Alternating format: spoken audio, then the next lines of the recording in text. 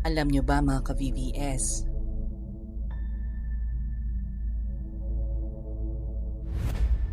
alam nyo ba mga ka-VVS, may kwento na mas malalim pa sa lupa, mas madilim pa sa gabi, at mas malaki pa sa imahinasyon ninyo?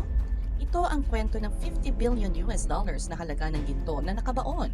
Pero hindi ang ginto ang misteryo. Ang tanong, bakit hindi pa natin nakikita ang pinakaimportanteng bahagi ng mapa?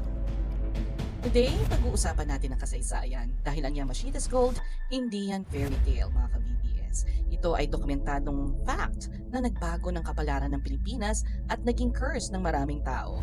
Panoorin nyo ito dahil mag-iiba ang tingin nyo sa lahat ng kwento ng treasure hunting. Walang multo rito ha? Get ready mga ka-BBS, let's dive in. Okay, mabilis ang history lesson muna tayo mga ka-BBS para alam nyo kung gaano kasik ang stakes dito. Sino ba si General Yamashita? Siya si The Tiger of Malaya, commander ng Japanese Imperial Forces. So noong World War II, habang nagre-retreat sila, lahat ng gold, silver, at precious artifacts na ninakaw ng mga Hapon sa Southeast Asia ay dinala at itinago sa iba't ibang lokasyon sa Pilipinas. Bakit? Kasi last resort nila yon, pang-fund kasi nila yon ng future war. Imagine nyo yon? According to reports, hundreds of tons of treasure yan. Napakalaki. Ang Pilipinas ang naging treasure chest ng buong Asia.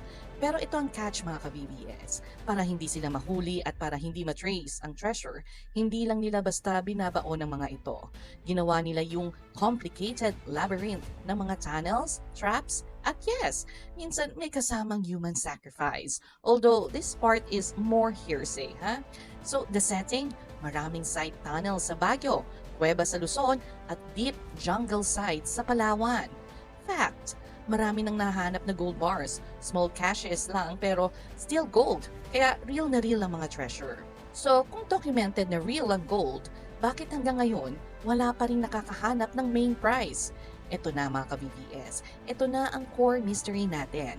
Ang sabi ng mga historians at veteran treasure hunters like Rogelio Rojas, the guy who allegedly found the Golden Buddha, ang susi sa lahat ng locations ay nasa master map. Hindi yan isang drawing lang ha, ito ay collection ng mga diagrams, diaries, at mga specific conditions na sinulat ng mga Japanese engineers bago sila napatay o nag-commit ng seppuku. So ang hearsay naman ay ang iba sa mga diaries na yan tinagong mismo ni Yamashita at ng kanyang staff sa loob ng personal effects nila bago sila na-capture. So ang theory ay ang mga Amerikano na sila daw ang nakasecure nitong mga partial maps nung na-capture si Yamashita. Pero may isang crucial piece, isang diary, isang specific sketch na hindi nila nakuha. Bakit? Kasi mga ka-VVS, may kwento na ang huling Japanese officer na may hawak nito ay nagtago sa bundok at hindi na nakita. Imagine mo, you have 50 billion US dollars worth of gold waiting, pero ang 500 peso bill lang ang missing sa wallet mo. Very frustrating, di ba? So yung map, hindi lang nagtuturo sa gold. Nagtuturo yan sa death traps din.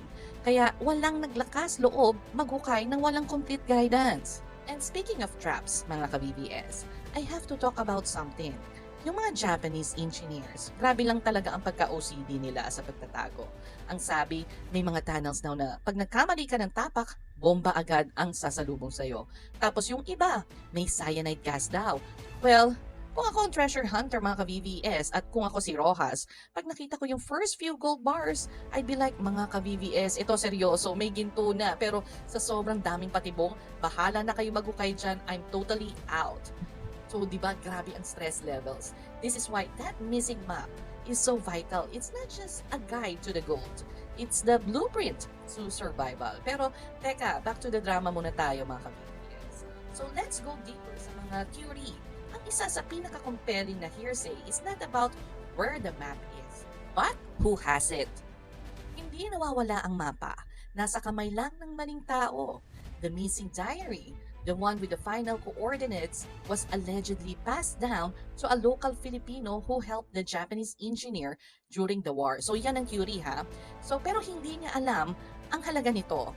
Inakala niya na ordinary journal lang, kaya it was either sold sa isang antique collector for a meager price or itinago sa likod ng aparador for decades. At ngayon, probably yung apo niya, tinitingnan lang bilang lumang libro. So hindi niya alam yung value ng journal na yun or yung diary na yun.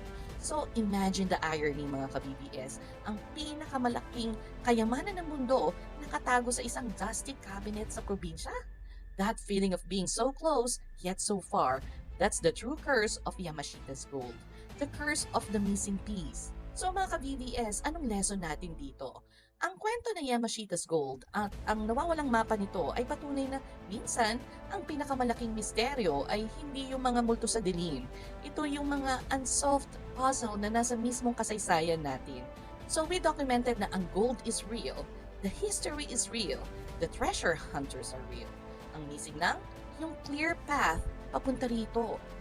My final theory, that map or diary is either physically destroyed due to age or it's currently locked away in a highly secured private vault, waiting for the right moment or the right price. Pero ang tanong ko sa inyo mga ka-BBS, if kayo ang makakakita ng lumang Japanese scripted diary sa lola nyo, aalamin nyo ba ang contents nito? Or hahayaan nyo na lang matulog sa kasaysayan?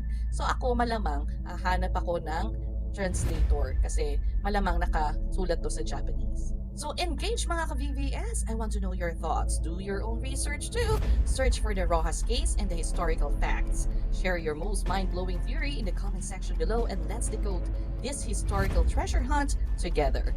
Hanggang sa muli, paalam!